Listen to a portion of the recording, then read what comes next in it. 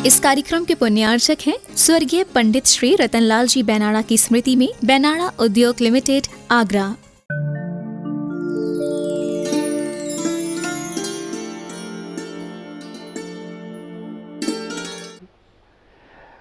वो शिल्पकला को जानता है, चोरी के दोष से वो मुक्त रहता है।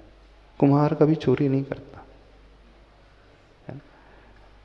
चोरी का दोष भी उसे नहीं लगता, उसकी इतनी तृष्णा होती ही नहीं, वो संतुष्ट रहता है, उतने में ही आनंद में ही रहता है।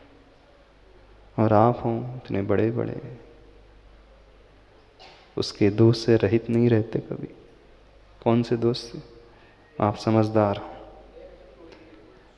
समझदार हो, ज्यादा हम खुल करके नहीं बोलेंगे। जलपन का अर्थ बोलना, जल्प यानी बोलना, उच्चारण करना। तो अननेसेसरी, अनर्थ रूप से, अनावश्यक रूप से वो फालतू में बातें नहीं करता, यानी विकथाओं में नहीं उलझता। और आप विकथाओं से कभी विश्राम पाते नहीं। अर्थहीन क्या बातें होती हैं? जब भी कथाएं होती वह अर्थहीन होती है। विकथाएं जानते हो क्या होती? हाँ, सुबह से शाम भोजन की कथा है ना, राजनीति की कथा, चोरी की कथा, विषय भोग की कथा, 4 कषायों की बातें, 5 इंद्रियों के विषय, ये सब जो है इसी में व्यक्ति उलझा रहता है। यदि आपका पूरा जीवन आप देखो, कितना निष्प्रयोजन कार्य होता है, कितने अर्थहीन कार्य होते हैं, उसमें कितना समय बर्बाद होता है, उसी में अधिक समय जाता है। प्रयोजनभूत, जिसमें कुछ सार निकल करके आए। आपकी एनर्जी किस में यूज होती है अधिकांश?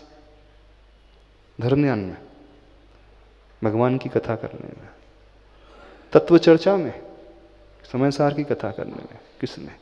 हाँ, क्यों? मंदिर में बैठे क्या करती हैं? अच्छा, महिला वर्ग कौन सी बातें करते हैं? कौन सा पुराण पढ़ते हैं?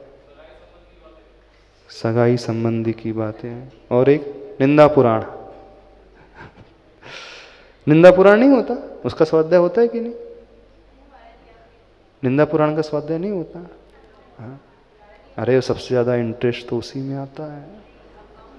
अच्छा, कम हो गया धीरे धीरे। सबसे ज्यादा रुचि तो उसी में होती है जो अर्थहीन है, जिससे कुछ लेना देना नहीं। उसी में वह जीव पाप का आश्रय करते रहता। होता है कि नहीं? अपना लेखा जोखा करने की कोशिश करना। हम अर्थहीन कितने कार्य दिन भर में करते हैं, जीवन भर करते हुए आए हैं। और प्रयोजन भूत जो कार्य होना चाहिए, उसमें हम कितना समय देते? कितना समय? तो अर्थहीन का ज्यादा समय ही निकल करके सारी ऊर्जा का उपयोग उसी दिशा में होता रहता है। समझ रहे? बात चल रही उस शिल्पी की। अर्थ का अपव्यय करना तो बहुत दूर, अर्थ का व्यय भी यह शिल्प करता नहीं। अपव्यय जानते हो? वेस्टेज, पैसे की बर्बादी तो करना बहुत दूर, वो व्यय भी, यानी जो आवश्यक है उसको भी वह कम से कम करने की कोशिश करता है। यहाँ पे मूल रूप से आचार्य भगवान अर्थनीति को बता रहे हैं, और इसी में धर्म छिपा हुआ है। बिना अर्थ शिल्पी को यह अर्थवान बना देता है। देखो यहाँ पे विरोधाभास अलंकार का प्रयोग हुआ है। बिना अर्थ के भी शिल्पी को वो अर्थवान बना देता है। एक अर्थ का अर्थ है पैसा, शिल्पी जो है पैसे वाला नहीं होता। बिना अर्थ के भी अर्थवान। अब दूसरा अर्थवान का अर्थ है यानी मूल्यवान बना दिया, उसको गुणी बना दिया। शब्द का एक अर्थ होता है, मीनिंग। तो बिना पैसे के, बिना अर्थ के भी उस कुंभकार को अर्थवान बना देता है, कीमती बना देता है, गुणी बना देता है। क्यों बना दिया है? क्योंकि वो अपव्यय नहीं करता है, वेस्टेज नहीं करता है, अनर्थ दंड की क्रियाएं नहीं करता है। था आती जयनागम, बड़ी प्रसिद्ध, बड़ी रोचक। तंदुल मत्स्य जानते हो? तंदुल का अर्थ होता है चावल, मत्स्य यानी वो मत्स्य, चावल के दाने के बराबर जो छोटा सा मत्स्य रहता है। स्वयंभू रमण समुद्र में एक बड़ा मत्स्य 1000 योजन लंबा चौड़ा होता है, उसके कान में रहता है ना?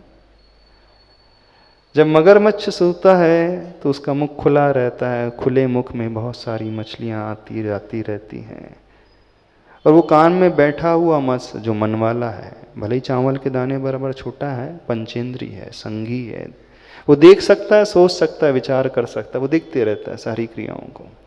कैसा बेवकूफ़ है, मुंह खोल करके सो रहा है, सारी मछलियां आ रही हैं, निकल जा रही है। यदि मैं इसकी जगह होता तो एक भी मछली को जाने नहीं देता, तुरंत मुंह बंद कर लेता, पेट के अंदर सारी। बस यही चिंतन वो करते रहता है। जीवन में एक मछली को मार करके खा नहीं सकता, इतना छोटा सा है। चिंतन क्या है? यदि मैं इसकी जगह होता तो छोड़ता एक को भी नहीं। बस इस चिंतन के कारण जानते हो 7वें नरक में जाकर के वो पैदा होता है। उसने द्रव्य हिंसा बिल्कुल नहीं की।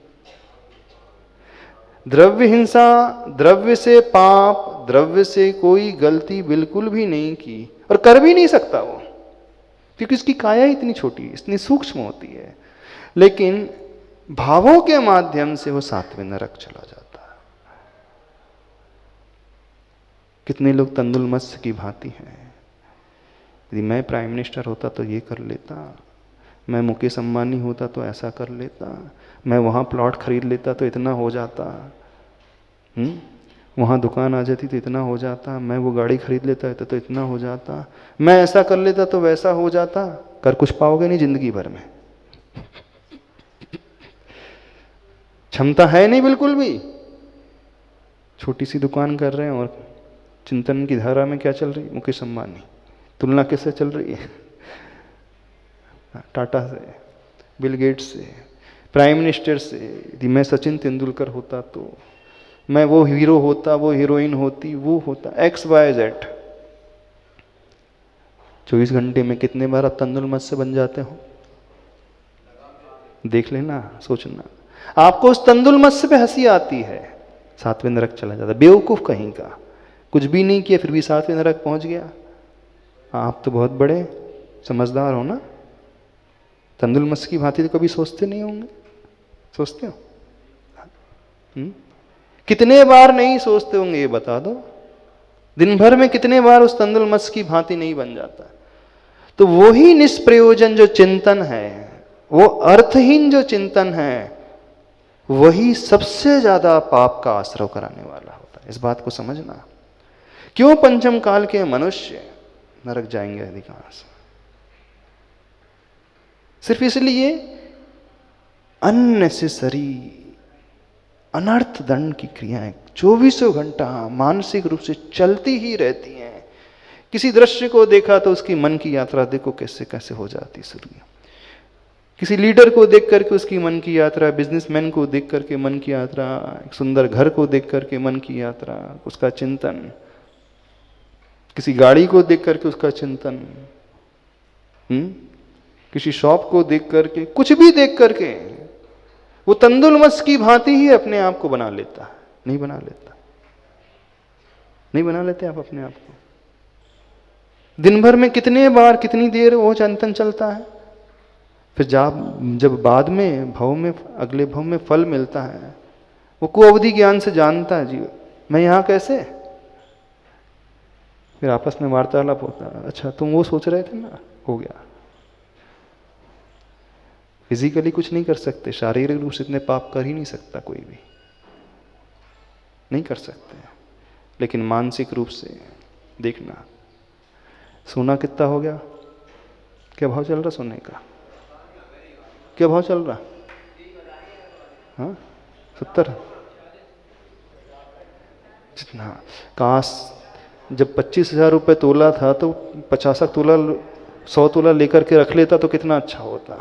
चांदी का क्या भाव चल रहा है कहाँ उस समय उस रेट पे ले ली होती तो कितना हो जाता। शेयर मार्केट क्या चल रहा है, कहाँ से वहाँ पे बेच दिया होता तो ना लेना है ना बेचना है ना देना है ना कुछ करना है कितना परिग्रह जोड़ लेते, कितना पाप कमा लेता है व्यक्ति। हाँ, डेली भाव ऊपर नीचे होता है तो उसके भाव भी ऊपर नीचे होते रहते हैं। वो तंदुलमस की भांति रिएक्शन करते रहता है, नहीं होता उसका रिएक्शन। बिल्कुल ऐसे ही कोई घटनाक्रम देखता है नहीं कि बस वो वैसा बन जाता है। यदि इतने में लगाता तो आज करोड़पति बन गया होता, इतने में खरीदता तो आज वहां पहुंच गया होता। नहीं देखते भाव लिस्ट उठाते होंगे, रेट लिस्ट उठाते होंगे, अरे पिछले महीने का ये था, आज क्रूड ऑयल कितना हो गया यार, उतने में खरीद लेता तो कितना हो अच्छा था। ख्याली पुलाव चलते ही रहते हैं। तंदुल से और कुछ नहीं, वो शेख चिल्ली, वही आपसे कहना चाह रहे हैं। तो व्यक्ति जो है अनर्थ रूप से 24 घंटा जीवन भर ये कार्य करते रहता है। इस कारण कई लोग जो द्रव्य से कोई पाप नहीं करते हैं वो नरक चले जाते हैं। अब यहां पर कहा जा रहा है वह शिल्पकार, वह कुंभकार अर्थ से हीन होते हुए भी अर्थवान है। क्यों अर्थवान है? क्योंकि वह अनर्थ की क्रियाओं का चिंतन नहीं करता, इस कारण वो अर्थवान हो गया, मूल्यवान हो गया, कीमती हो गया। वो उसकी जितनी नेसेसिटी होती है, जरूरत होती है, बस उतना ही सोचता है, उससे ज्यादा नहीं। लेकिन जितनी भी बनिया है ना, सबसे बड़े तंदुल मत से हैं, सही कह रहे हैं। जितने भी बनिया हैं सबसे बड़े तंदुल मत से हैं, और उनकी श्रीमती और बड़ी। गलत तो नहीं कह रहे?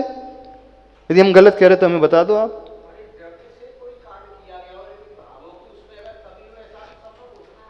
हाँ, हो सकता है जब व्यक्ति व्रती हो जाता है, कुछ पाप कर नहीं रहा, हो जाता है क्योंकि इसके भाव नहीं थे। भाव से हिंसा करने का था नहीं, लेकिन पैर के नीचे जीव आकर के मर गया। उस तो जागृत था, अप्रमत्त था, बचाना चाहता था, फिर भी हिंसा हो गई, लेकिन भाव नहीं थे तो पाप से बच जाएगा वो। लेकिन आप कुछ करते हो नहीं, लेकिन भावों से कभी छोड़ते हो नहीं, ये परेशानी है। बस भावों से तो सब के सब मुकेश अंबानी के बाद सेकंड नंबर में, सारे के सारे जितने पुरुष हैं जितनी महिला, सब अरबपति से कम नहीं बनाना चाहते। यानी भावों से इतने परिग्रहवान हो जाते, इतना पापी हो जाता है, इतना पाप कमा लेता है, और उसका परिणाम है कि नरक पहुंचोगे। बहुत आरम, बहुत परिग्रह का क्या परिणाम है? बहुआरम परिग्रहत्वम नारकस्य आयुष्यः। ठीक है ना, समझ में आ रहा है? कौन सा आरम? मूर्छा का भाव ही परिग्रह है। जो अनर्थ का कार्य चल रहा है मानसिक रूप से 24 घंटा, जब सोच रहा है इतना ही नहीं, फिर सोते समय सपने में भी वही चलता रहता है, सपने में भी वही भाव आते रहते हैं। तो सोते समय भी वो पाप का आश्रय चलते ही रहता है। यानी एक व्यक्ति जो है, जो अर्थहीन कार्य कर रहा है, वो वास्तव में वैल्यूएबल है ही नहीं। अर्थ होते हुए भी वह कंगाल है। लेकिन यहां कहा जा रहा है अर्थ का व्यय भी यह शिल्प करता नहीं, बिना अर्थ शिल्पी को यह अर्थवान बना देता है। युग के आदि से आज तक इसने अपनी संस्कृति को विकृत नहीं बनाया। कितना बड़ा संदेश आचार्य भगवान देना चाह रहे हैं, कितनी बड़ी शिक्षा इस पंक्ति के माध्यम से आचार्य भगवान हम सबको समझाना चाह रहे हैं। उन्होंने कहा तो कुंभकार के लिए, लेकिन लगाना अपने अपने भीतर है। कोशिश करना सभी लोग, एक नियम लेके जाना आज। कौन सा नियम? हम तंदुल मत से नहीं बनेंगे। कौन सा नियम? तंदुल मत से नहीं बनेंगे। बस एक नियम, बहुत बड़ा नियम हो जाएगा, 90% पापों से बच जाओगे। अरे हम तो आपसे कुछ छुड़वा ही नहीं रहे।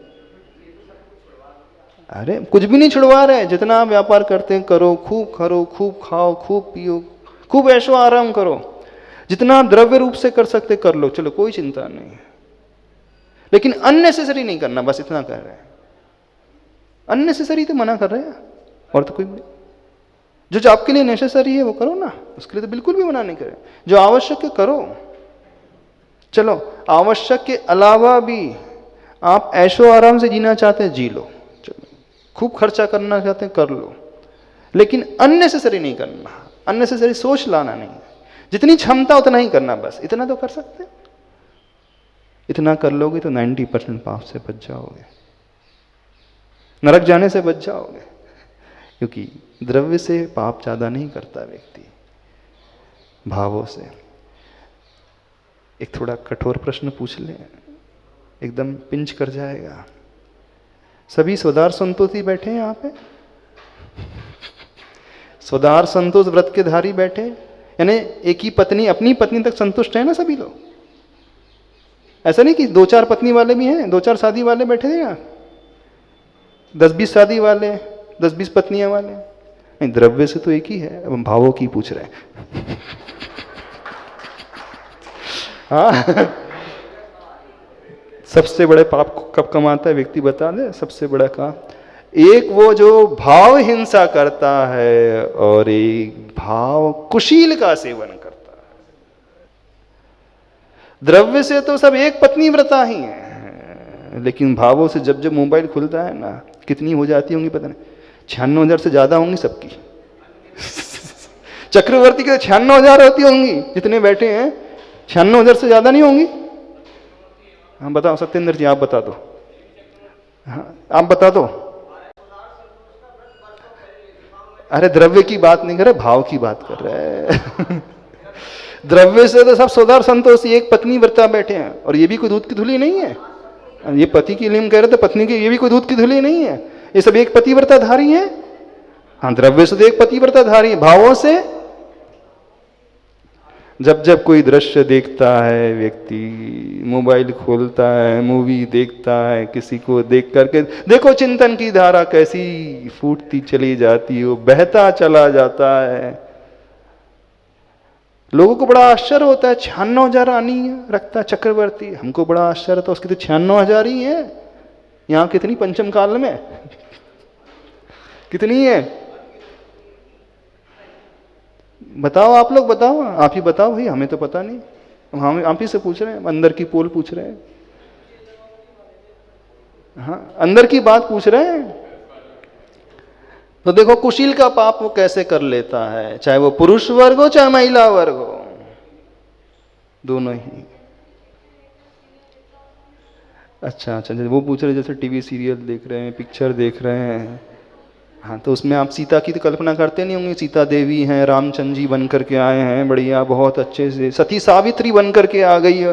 कि पुरुष वर्ग जब भी आप किसी हीरोइन को देखते होंगे तो हाँ सती सावित्री आ गई है, शील व्रतधारी आ रही है, नारी आ गई हो, द्रौपदी की भांति आ गई, सीता की भांति आ गई, चेलना की भांति। ये भाव आते हैं आपको? ये भाव आते हैं तो बहुत अच्छी बात है। जब आप किसी हीरो को देखते होंगे तो बहुत रामचंद्र जी के भाव याद आ जाते होंगे आपको, महावीर जैसे दिख जाता होगा, नेमिनाथ जैसे दिख जाते होंगे। ऐसे भाव आ जाते हैं? क्या आ जाते हैं? आप ही बता दो क्या आते हैं? तो जैसे भाव आएंगे वही आए, बस वैसे ही पाप का आसरा होगा, तो वैसे ही वो तंदुल मत्स्य बन जाता है। तो नियम थोड़ा सा कठिन है कि ईजी है? तंदुल मत्स्य नहीं बनना, जितना आपके पास है उसी में संतुष्ट रहना। हम पाप से बिल्कुल नहीं छुटवा ही नहीं रहे आपका पाप। करते हो कर लो, कोई परेशानी नहीं, नरक नहीं जाओगे। पाप करते हो भी नरक नहीं जाओगे, हम कह रहे, गारंटी ले रहे हैं। लेकिन कब नरक नहीं जाओगे? जितना आपके पास है उतना ही करना बस। चाहे परिग्रह की बात हो, चाहे शील की पालन की बात हो, चाहे झूठ की बात हो, चाहे चोरी की बात हो, चाहे हिंसा की बात हो, जितना आपके पास है उतना कर लो, लेकिन तंदुल मत्स्य मत बनना, बस इतना कह रहे हैं। बहुत बड़ा पुरुषार्थ हो जाएगा, बहुत बड़ी साधना हो जाएगी। वो तंदुल मत्स्य बेचारा छोटा सा चावल के दाने के बराबर अज्ञानी है ना, 7वें नरक पहुंच जाता, और आप लोग बहुत बड़े ज्ञानी हो, है ना। 7वें के नीचे जगह नहीं है वैसे, घबराना नहीं। हाँ पर निगोद में अवश्य जगह है। एक सांस में 18 बार, 10-8 बार। नहीं ईर्ष्या भाव तो अलग है, तंदुल मत्स्य अलग है। तंदुल मत्स्य तो लोभी है, लालची है वो, उसे चाहिए। मैं होता तो छोड़ता नहीं, मैं होता तो 10 करोड़ तो इसी सौदे में कमा लेता। बेवकूफ़ है, इतनी बड़ी दुकान लेकर के बैठा, कुछ नहीं कर रहा, इतना सारा पैसा लेकर के बैठा, इन्वेस्ट नहीं कर रहा, बेवकूफ़। यदि मैं उसकी जगह होता तो वहाँ इतनी प्रॉपर्टी खरीद लेता, यहाँ इतनी प्रॉपर्टी खरीद लेता, इतने शेयर मार्केट में डाल लेता, इतना सोना चांदी खरीद लेता, और 1 महीने में ही इसके 10 गुना। देखा, तो तंदुलमस्त तो लोभी होता है, लालची होता है। हाय हाय, तृष्णा लगी है उसकी, नहीं लगी सबकी। चाहे वो परिग्रह की बात हो, चाहे पाप के सेवन की बात हो, चाहे कुशील सेवन की बात हो। तो ले सकते हो नियम? कितने लोग ले सकते हैं? थोड़ा कठिन नियम है। हाँ अखिलेश जी, ले सकते हो नियम? तो आप तो कभी महोदय हो ना। हाँ, ले सकते हो नियम अपनी युवा मंच को, युवा संगठन को? तंदुलमत से नहीं बनना, बस ये नियम बोल रहे, भावों से। महिला वर्ग, महिला कौन सा महिला मंडल ले सकता नियम? हाँ, कोशिश कम से कम चिंतन तो करो, सोचो तो सही, अननेसेसरी कितना पाप कमा लेते हैं। तो यही आचार्य भगवान कह रहे हैं, देखो बिना अर्थ शिल्पी को यह अर्थवान बना देता है। युग के आदि से आज तक इसने अपनी संस्कृति को विकृत नहीं बनाया। जो उसकी संस्कृति है उसे में दोष नहीं लगाया है, बहुत अच्छे से उसका पालन पोषण करते आया है। Page number 28। बिना दाग है यह शिल्प और यह कुशल शिल्पी है। युग के आदि में इसका नामकरण हुआ है कुंभकार। कु यानी धरती और भ यानी भाग्य होता है। यहाँ पर जो भाग्यवान भाग्य विधाता हो कुंभकार कहलाता है। यथार्थ में प्रति पदार्थ वह स्वयंकार होकर भी यह उपचार हुआ है, शिल्पी का नाम कुंभकार हुआ है। समझ में आई बात? बिना दाग है यह शिल्प, यानी उसके शिल्प में, उसके आर्ट में, उसकी कला में कोई दाग नहीं। वह शिल्पी जो है कुशल शिल्पी है। युग के आदि में उसका नामकरण क्या हुआ है? कुंभकार। यदि हम उसको विच्छेद करें, संधि विच्छेद, तो कु का संस्कृत में अर्थ होता है पृथ्वी, धरती, और भ का अर्थ होता है भाग्य। तो जो पृथ्वी में भाग्यवान, भाग्य विधाता हो, भाग्य को बनाने वाला हो, भाग्य की रचना करने वाला हो, वह कुंभकार कहलाता है। यथार्थ में प्रति पदार्थ वह स्वयंकार होकर भी यह उपचार हुआ है। अब यहाँ पे गुरुदेव बहुत अच्छी बात बता रहे हैं, थोड़ा सा समझने की कोशिश करना। यथार्थ में देखा जाए तो दुनिया में हमारा कोई भाग्य विधाता नहीं होता है। प्रति पदार्थ यानी हर पदार्थ अपना स्वयं, हर जीव अपना भाग्य बनाने वाला स्वयं होता है। लेकिन जब निमित्त की बात आती है तो उसके सहयोग के बिना हम अपना भाग्य नहीं बना सकते। देखना, बहुत गहरा संदेश इसमें छिपा हुआ है। यदि हम ये मान लें कि मैं इसका भाग्य विधाता हूं तो मैं अहंकार से भर उठूंगा। तो आचार्य अपने आप को अहंकार वृत्ति से बचाने के लिए, जब आप किसी की मदद करते हो, आप ये सोच सकते हो कि देखो मैंने तुम्हारा भला किया, तुम्हें ऊपर उठाया, मेरे बगैर तुम कुछ नहीं थे, तुम तो तुच्छ थे, कुछ कर नहीं सकते थे। तो ऐसी बुद्धि यदि जागृत होने लगे तो आचार्य भगवान कह रहे हैं यथार्थ में तो प्रति पदार्थ वह स्वयंकार होकर भी, यानी प्रति पदार्थ, प्रत्येक जीव स्वयं ही करने वाले होते हैं। यानी स्वयं का जब उपादान होता है, स्वयं के भीतर की शक्ति होती है, तो ही वो आगे बढ़ सकता है। टीचर है, स्कूल में पढ़ा रहा है, 50 बच्चे हैं, सब बच्चे टॉप में नहीं आते, सब बच्चे 100% मार्क्स लेकर के नहीं आते। अब टीचर ये गर्व करने लगे, देखो मैंने 100% ला करके दिलवाया तुम्हें, मैंने पढ़ाया तुम्हें, इस कारण 100% आए। तो आचार्य भगवंत कहते हैं गर्व मत करो, अभिमान करो मत करो। यदि उस बच्चे की बुद्धि नहीं होती इतनी तीक्ष्ण, उसका ज्ञान नहीं होता, तो तुम क्या कर लेते? यदि आप ही कर रहे थे तो सारे के सारे बच्चे 100% ला लेते। टीचर यदि अभिमान करने लगे कि मेरे बदौलत, मेरी क्षमता के कारण, मेरे पुरुषार्थ के कारण तुम 100% लाए हो, तो जो अभिमान की ओर जब वृत्ति होने लगती है, तो आचार्य भगवान कह रहे हैं अभिमान मत करो। ये तो उस स्टूडेंट की क्षमता थी, उसका ज्ञान था, इस कारण वो, आप तो सपोर्टिव बने, एक निमित्त बने।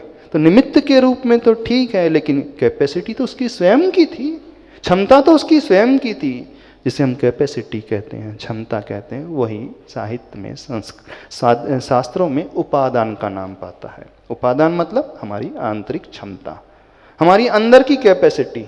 तो जब जब हम कोई बड़े बड़े कार्य करने लगे और अभिमान हमें घेरने लगे, तो आचार्य भगवान सचेत कर रहे हैं। क्या कह रहे हैं? यथार्थ में प्रति पदार्थ वह स्वयंकार होकर भी, यानी स्वयं ही करने वाला होता है। आखिर देखा जाए तो हर व्यक्ति स्वयं ही तो करता है। एक बात पूछें आपसे, आप अपने बच्चे को पालती हो?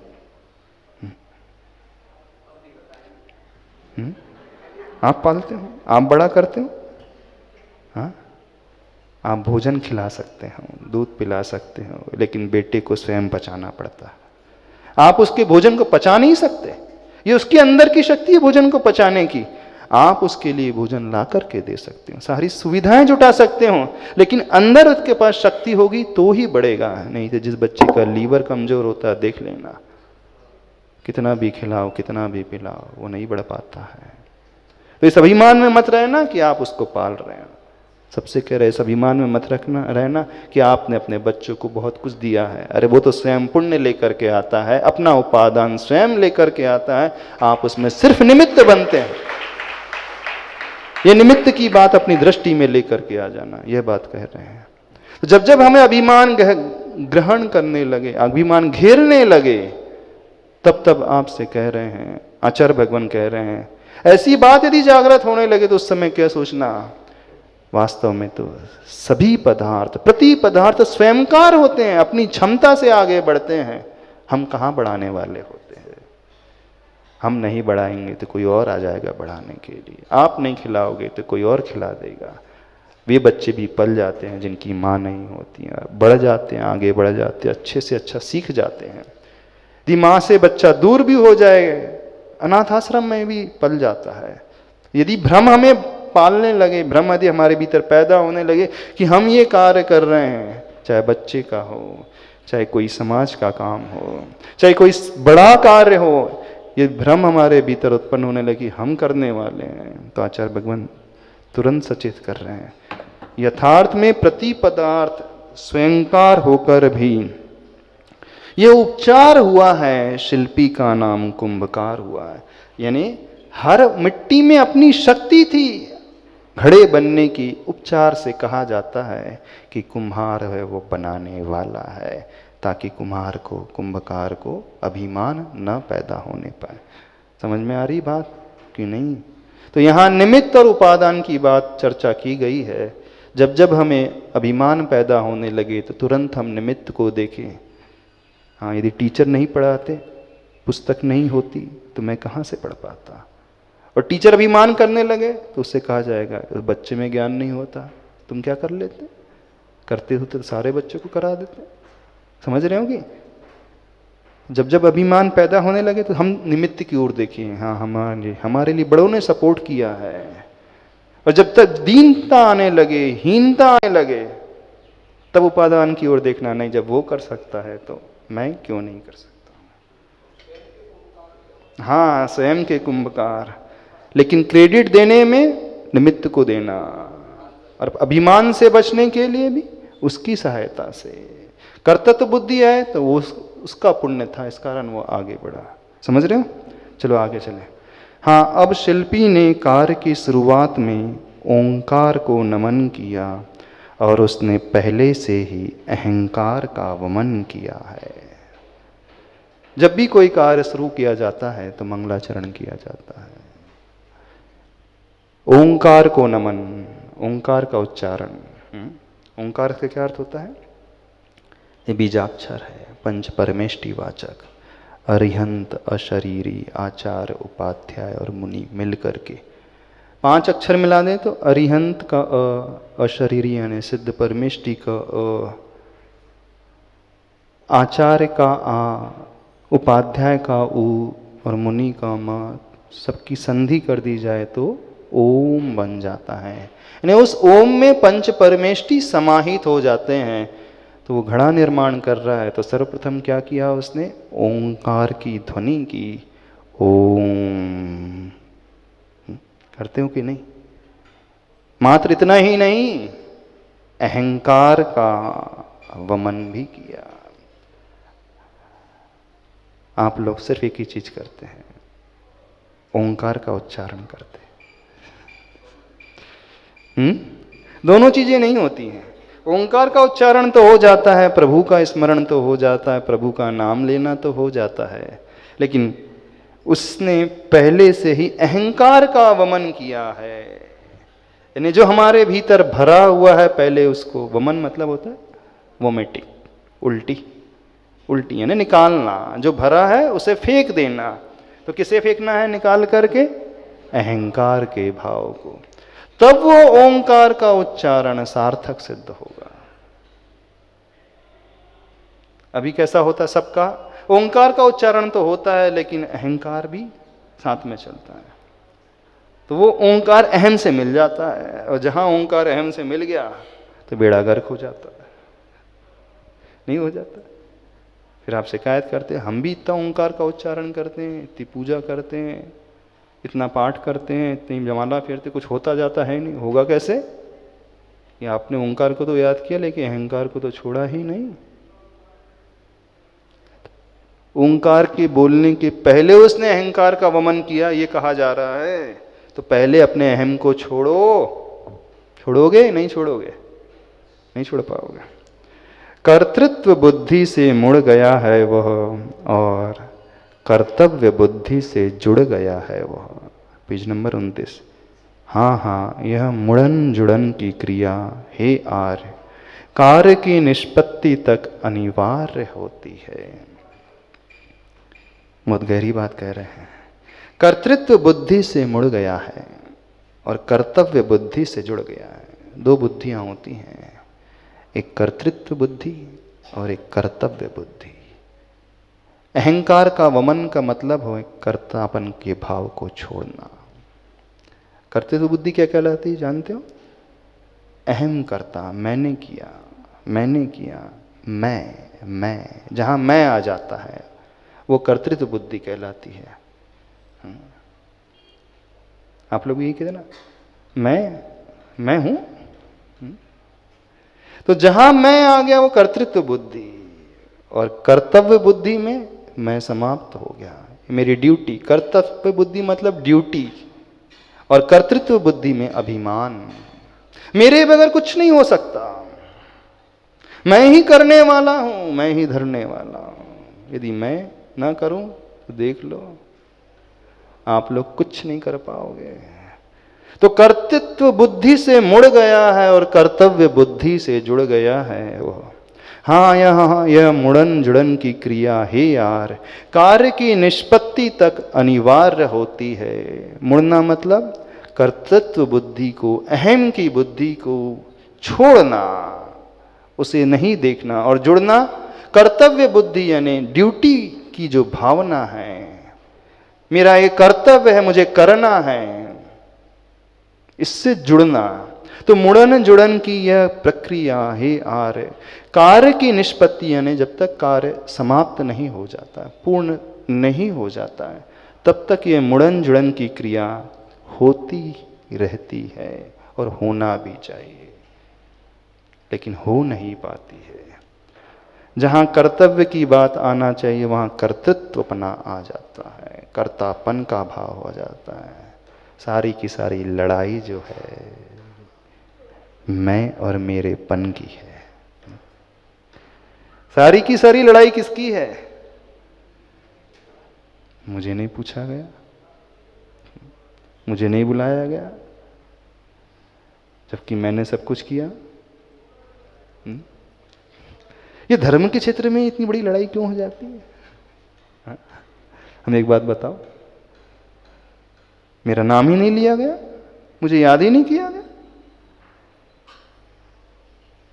कैसे सेल्फिश लोग हैं यहाँ के लोग, जो कुछ करते धरते नहीं उन्हें तो आगे आगे प्रमोट कर देते हो, और जो कर रहा है उसे कोई याद ही नहीं कर रहा।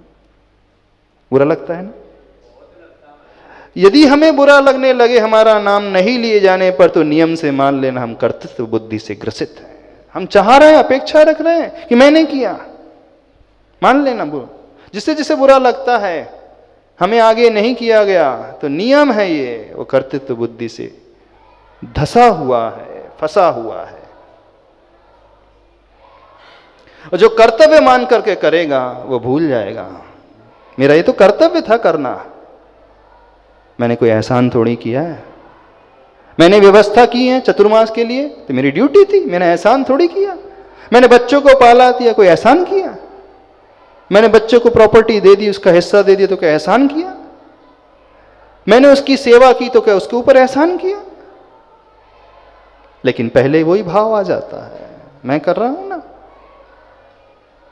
ये नहीं भाव आ जाता? आता है कि नहीं आता? हमारा जी आता तो नहीं है, लेकिन बुरा अवश्य लगता है। जब कोई याद नहीं करे, जब कोई नाम ना ले, अंदर ही अंदर थोड़ा ज्यादा नहीं लगता, थोड़ा थोड़ा लगता तो है, थोड़ा सा लगता है। किसी को ज्यादा लगता है, किसी को थोड़ा भी लग रहा है, तो नियम से थोड़ी सी कर्तव्य बुद्धि, बस इतना ही कहना चाह रहा है। समझने की कोशिश करना। दुनिया में बहुत सारे ऐसे लोग रहेंगे जो नाम की अपेक्षा नहीं करेंगे, लेकिन परोक्ष में घोषणा ना हो, थोड़ा सा बुरा लग जाता है, अभी कमी है। समझ रहे हो कि नहीं? नहीं समझ में आ रही? अब आप कहो कि महाराज जी संसार में रहते हैं, इतनी तो अपेक्षा होती ही है, नहीं होना चाहिए। हम थोड़ी साधु बन गए हैं, हमने थोड़ी घर बार त्याग दिया है, इतनी मेहनत कर रहे हैं, ठीक है। क्या जब नाम लिया जाएगा तभी हम अच्छे माने जानेंगे? ऐसा जब हमारी घोषणा होगी तभी हम अच्छे कार्यकर्ता माने। नाम की भूख के लिए हमने सब कुछ कर दिया, क्यों? अब आप कहो कि महाराज जी इतना भी नहीं है, तो फिर क्या, फिर तो कोई आगे ही नहीं आएगा। बोले मैं पसीना बहाऊं, मेहनत करूं, टाइम दूं, सवेरे से शाम तक, रात तक मैं लगे रहूं। अब देखो धर्म क्या चीज होती है, उसे समझने की कोशिश करो। जब चर्चा कर ही रहे हैं, आचार्य भगवान समझा ही रहे हैं, तो जो है वो समझो, वास्तविकता क्या है, धर्म होता कैसा है थोड़ी हाई लेवल की बात, लेकिन अंत तो गत्वा आना यहीं पड़ेगा। आज आओ चाहे कल आओ, इस भाव में समझो चाहे अगले भाव में समझो, चाहे हजारों भवों बाद समझो। कर्तव्य का आनंद अलग ही आनंद होता है। क्या उसका सेटिस्फेक्शन नहीं कहलाता? हमने अपना कर्तव्य का पालन किया। देखो आचार्य भगवान इतने बड़े बड़े कार्य कर जाते हैं, कभी भी कर्तव्य बुद्धि नहीं रखते, सारा क्रेडिट अपने गुरु महाराज को दे देते हैं। हमने क्या किया? आचार्य ज्ञान सागर महाराज जी की अनुकंपा। हमने तो कुछ किया ही नहीं, यहाँ की कमेटी वालों ने, हमने तो कुछ नहीं किया, वो शिष्य की योग्यता थी उसने किया, जबकि इफेक्ट है उनके बगैर कुछ होता नहीं। यदि वो आशीर्वाद देना ना दे तो कुछ हो भी नहीं सकता। सब कुछ होते हुए भी वो तो ऊपर उठ जाते हैं, और अपन इतना सा करते हैं और इतना चाहते हैं। वो सारा करते हैं, कुछ नहीं चाहते। आप तुरंत कहोगे वो आचार्यश्री है ना, हम तो सामान्य लोग हैं, वो आपकी बात हम कह रहे हैं। तुरंत क्या कहोगे? वो तो आचार्यश्री हैं, वो तो भगवान हैं, वो तो विरले महापुरुष हैं, हम तो सामान्य की श्रेणी में आते हैं। जब ऊपर बढ़ने की बात आती तो आप सामान्य नहीं रहना चाहते, आप तो वो टॉप में पहुंचना चाहते हो। हाँ, हर जगह हमारा नाम ऊंचा होना चाहिए, पहले आना चाहिए। और जब कर्तव्य की बात आती है तो हम तो सामान्य लोग, सामान्य लोग थोड़ी अपेक्षा रखेंगे। कितनी दोहरी बातें चलती है कि नहीं? क्या करना है, निर्णय आप लोगों को करना है। यह बोल करके मत छोड़ दो कि वे महापुरुष हैं, बड़े लोग हैं तो वो कर सकते हैं, हम तो नहीं कर सकते। यदि यही बोल रहे हो तो हर क्षेत्र में फिर सामान्य बनना सीखो। फिर नाम की भी अपेक्षा क्यों? फिर तो जो सामान्य जीवन मिला है उसी में संतोष रखो। छोटा सा घर है तो उसी में संतोष रखो। नहीं, घर तो बड़ा चाहिए, गाड़ी बड़ी चाहिए, पैसा ज़्यादा चाहिए, नाम अच्छा चाहिए, फिर वहाँ तो विशेष बनने की अपेक्षा, ऊंचा पहुँचने की अपेक्षा। बात जब उसकी आती है तो वो तो बड़े लोगों के कार्य, हम तो छोटे लोग हैं। समझो कितनी दोहरी नीति चलती है। अल्पकार तो बोले आचार्य परमेष्टि गुरुदेव श्री विद्यासागर जी महाराज की।